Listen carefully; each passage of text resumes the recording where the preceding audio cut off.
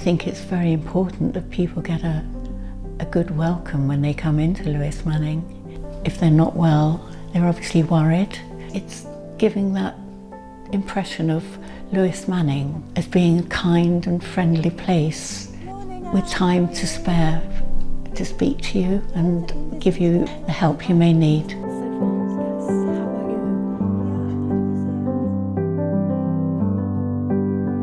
I'd read in the paper that Lewis-Manning were opening a hospice in the Sandbanks area, and I wanted to do something to help in the community, and I saw that they needed volunteers. I attended the training day, and that's where it started.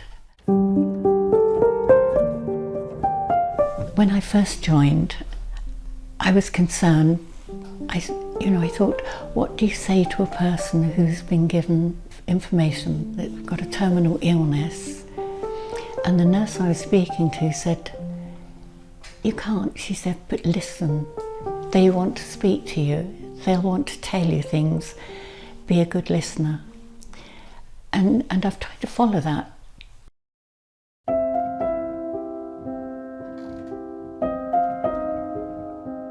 It was just a very peaceful life with Dougie. He was such a lovely, lovely person. He was very good to my children as a stepfather. We had a really good life together, and unfortunately then he became ill, and that was during the time I was volunteering at Lewis-Manning, and they were able to step in and help me. It was just that feeling that he had that outside interest and somewhere, to be with other people rather than just myself in the house.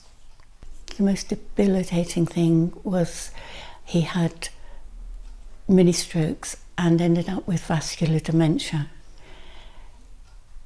It's such a very difficult thing. You can cope with people who have illnesses, who are able to communicate with you.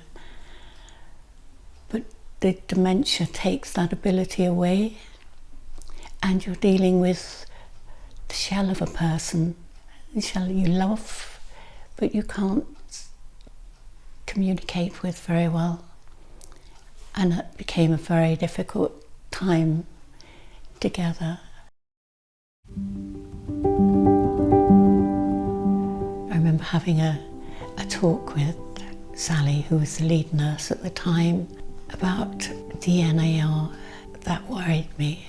It really worried me. I thought, I don't want to be responsible for saying yes to something like that for another person.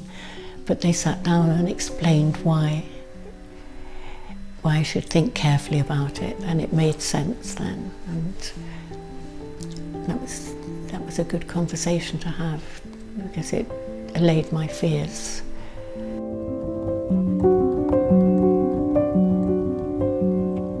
We'd been down to the yacht club on the Saturday for lunch, and the staff were lovely there with him. And then he became very ill, and he was taken into hospital, and he died in hospital on the following Thursday. When people say to me, oh, isn't it sad working at a hospice? And I say, no, it's not. It's, anything but. So it's a very important job that Lewis-Manning are doing, and I just want to be that tiny, tiny part of it. The legacies that people have left in the past help Dougie. If you can leave a legacy in your will, you will make a difference to people's lives, I promise you. It's very needed in this area, because people will always need the services that we're providing.